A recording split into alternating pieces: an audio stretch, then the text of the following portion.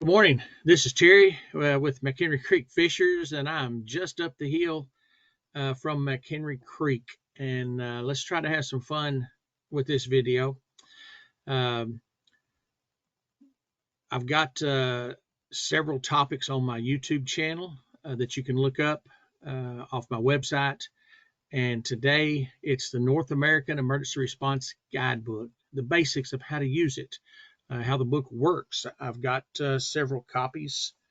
Here I've got all the way back to 1990. But we're going to give these a look. And first of all, let's learn a little bit about me.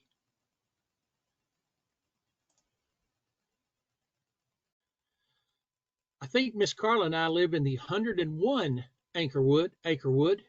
On any given day or night, our porch and front yard, you'll see deer, a bobcat, a coyote a couple of times, raccoons, possums, rabbits, on and on.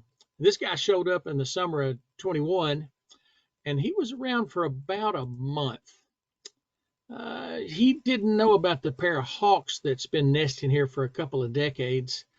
That neon tail may have gave him away, not sure. Like I said, I kept putting out seed and stuff, but he disappeared. Anyway, here's something else about me. I like to fish. Okay. Uh, gosh, rumor is I may be the best fisherman in the world. I'm not making it up. That's what other people say. But let's talk about the ERG.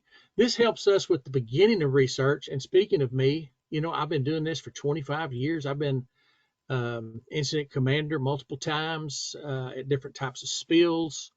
And I learned to use this book. It is the beginning. It's where we start, but we don't end there. Now, here's some world famous HAZMAT incidents that people have heard of. They happened a while back, and some of them happened well before we even heard of the ERG or HAZMAT spills. But let's look a little more recent. This was, I think, fall of 2019. A guy was digging on the back of his property, didn't know there was a right-of-way, wasn't marked well, and dug up a line carrying anhydrous ammonia. And it was a pretty big ordeal, had some evacuations and such. Here's one down in Houston, Texas. Boy was gathering up your old totes, take them off your hands. He'd clean them and resell them. His method of cleaning them, he drained them into the city stormwater manhole that he had hidden behind the totes. He did get caught and spent a little time in jail, may still be there. This happened up in Michigan. A hydraulic spill at a factory gets into a nearby stream. How about this is east of Houston, I believe, and we had a giant tank, a 10,000 gallon or something, acetone, flammable liquid, produces a bunch of vapor when it volatilizes in the air, and it was inside the building, and you can see the haze, and we did have a couple of fatalities at that one. And of course, there's the train doings in Ohio back a couple of years. I wonder at each one of those we just discussed, were people using this book?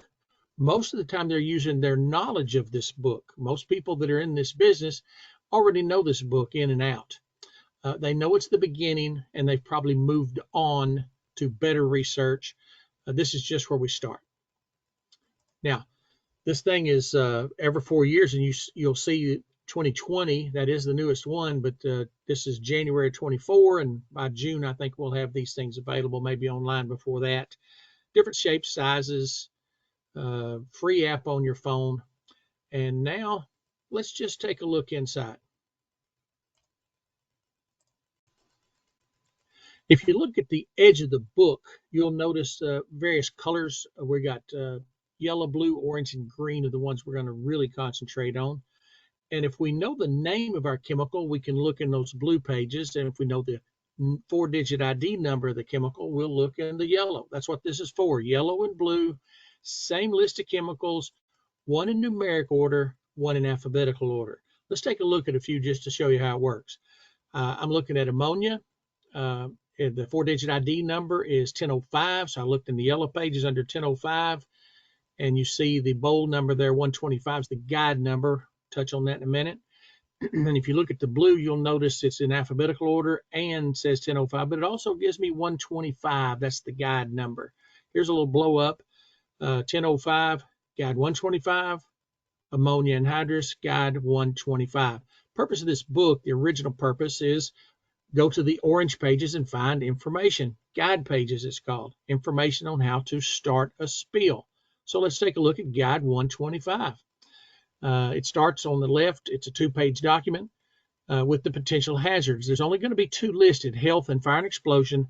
The most prominent will be listed first, and this time it is health. It's going to be the potential toxic vapor cloud. Let's blow that up. Health may be fatal if inhaled, ingested, absorbed through the skin. Now, the bottom of that left-hand page gives us some evacuation precautionary measures, 330 feet in all directions. That's as a start. And if something's on fire down there, it tells us 1 mile. Let's look at another one. Here's chlorine used in city water, city sewage systems. But here's chlorine. In yellow, it's 1017. In blue, it's chlorine, alphabetical. And both of them are giving us guide 124. There's the blow up. By the number, by the alphabet. So let's go to 124. Notice it also starts with health. Let me blow it up so we can see it better. Maybe fatal if inhaled, absorbed through the skin. And then at the bottom of that page, it also says 330 feet in all directions, or if something's on fire, a half a mile. Let's look at one more. Here's gasoline. The 4-digit number is 1203, and it gives us guide 128. In alphabetical order, gasoline, also guide 128. The blow up, 1203, gasoline. Now, let's go to guide 128. The primary hazard is flipped on us because this one is fire and explosion is the biggest hazard. Now, let's go to the bottom. Obviously, keep away from heat and sparks, but 150 feet. Or if it's on fire, half a mile. Well, wait a minute. Gases were 330 feet, both of them, and liquids are 150. Now, this is going to be consistent throughout this orange guidebook, orange pages. 150 feet for liquids, 330 feet for gases, and 75 feet for solids. That's the only numbers we're going to get. Remember, this is the beginning of research. So some things do need more information. And here's a question. What if it is highlighted in green? Now let's go back and take a look at the 3 we looked at and just see were any of them highlighted in green. So if it's highlighted in green, here's ammonia. I see it highlighted in the yellow and the blue. What about chlorine? Yep, there it is, highlighted in green. What about gasoline? No, it's not. No, it's not. But if it is highlighted, you go to the green pages first. They're in numeric order. And it starts with the low numbers, obviously 1005. That's one of the first ones mentioned. And there's ammonia. And there's 1017 chlorine, both in the green pages because they were highlighted. Gasoline's not going to be in here. So you just go straight to the orange pages for gasoline. But if it is highlighted, I come here. It's going to give me, if you look at the top, small spill versus a large spill. So if we look at ammonia for a small spill, initial isolation is 100 feet. And chlorine initial isolation is 200 feet. See if we can blow that up. And here we go. Small spill, 100 feet for ammonia, 200 for chlorine. And then it says protect downwind, day versus night. Small spill of ammonia, 1/10 of a mile. Small spill of chlorine, 2/10 of a mile in the day and 9/10 at night. So let's go to large spill. And it's going to say, that's the one for ammonia there. It says refer to table 3. We'll go back to the big page and you can see ammonia and chlorine both tell us refer to table 3. So that's what we're going to do. We need more information. Remember in the orange pages, it said 330 feet in all directions. Well, that's really not good information. That's just a generic thing. So here's the highlighted chemical sending us to table 3. There's 6 chemicals that send us there, and you can see them listed. Toxic chemicals, And then in about the middle of that, it's going to show you the size of container, a tank car, rail, a truck tanker, some small cylinders. And then it's going to give us wind speed, low wind, moderate wind, high wind, even defines what that would feel like. It's pretty good information. So now let's move to the next page in the ERG to the table itself. So here's ammonia and chlorine on a day spill. Low wind through high wind. The high wind, notice, is 0.3 for ammonia. This is a highway tank truck and trailer. High speed wind, 0.3. Low wind, 0.6. So it's a little more dangerous with the low wind, of course. And then the initial isolation there on the upwind is 500 feet. How about chlorine? 1,000 feet. And on a low wind, 1.3 miles. Wow. So it's telling us something here. The lower the wind, light to variable even, helps this vapor cloud stay concentrated longer. A high wind will help break it up. So it's more dangerous with a low wind. Now that's all daytime. Let's move to the night. So here's the ammonia with that tanker truck. Now low wind, instead of 0.6, it's 1.3 at night. And how about chlorine? Multiple ton cylinders. Yeah, instead of 1.3 miles, it's 2.5 at night as it was in the day. So it's more dangerous at night. I'm not a meteorologist, but the pressure system, barometric pressure, keeps the air heavier, so vapor clouds can't rise up and go away as fast, and it helps them stay concentrated. That's a very simple definition, but we know it's true. So here's the full table again, day and night.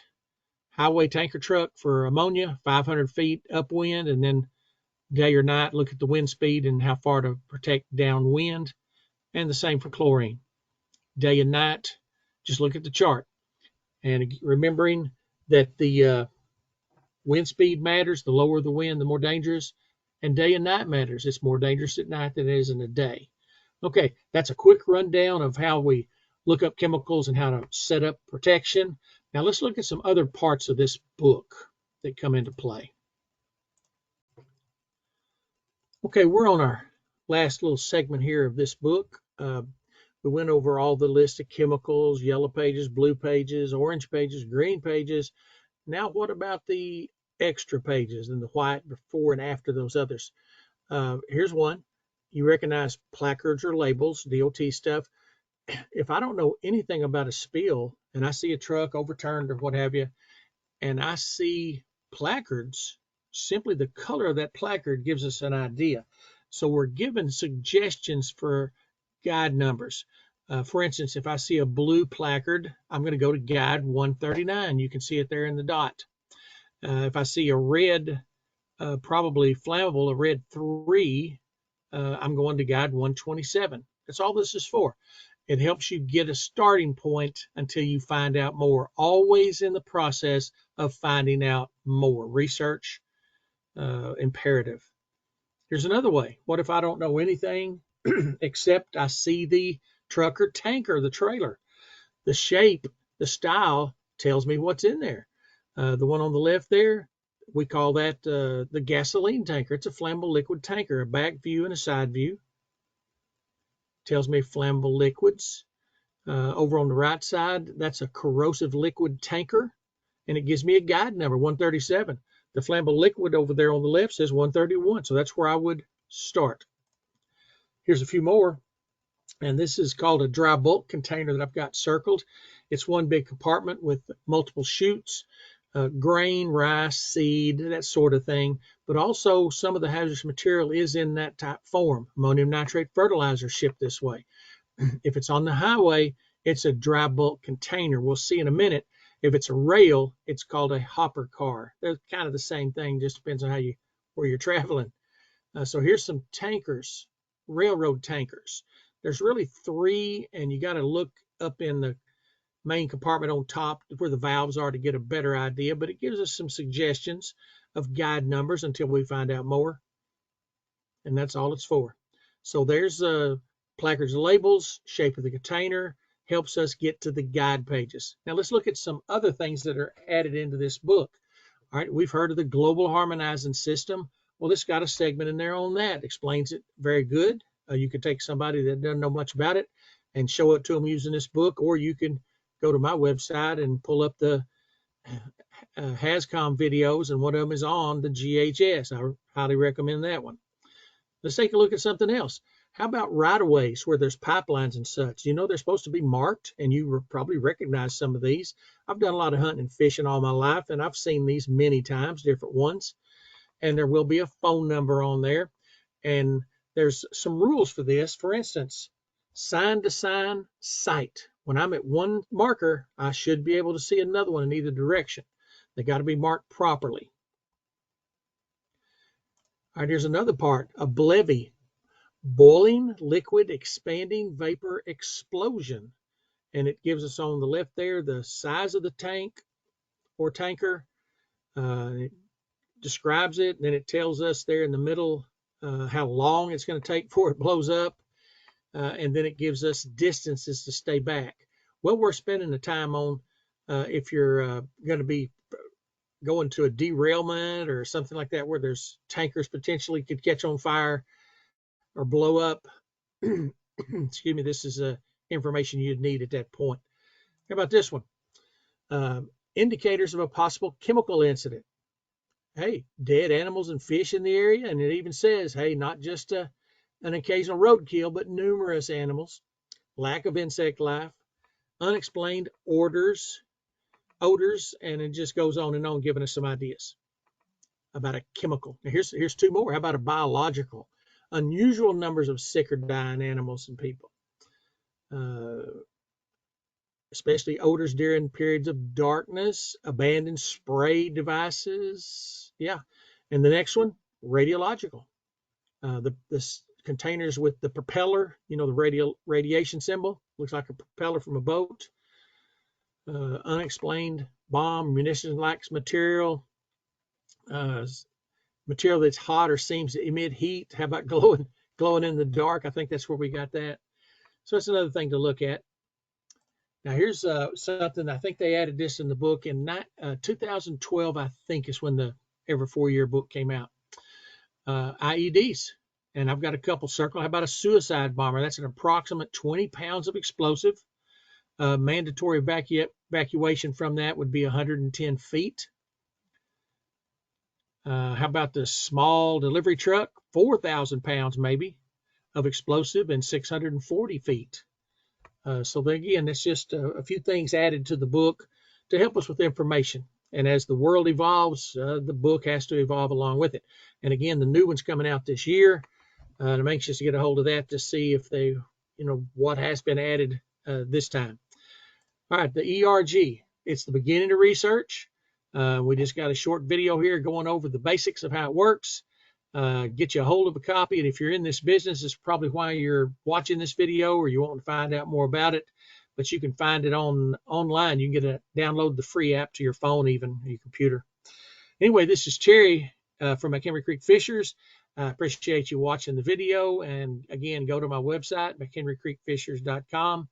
On my YouTube channel, and you'll find several videos on there, and I'll be adding some as the year goes by. Thanks, and I'll see you next time. Have a great and fun day.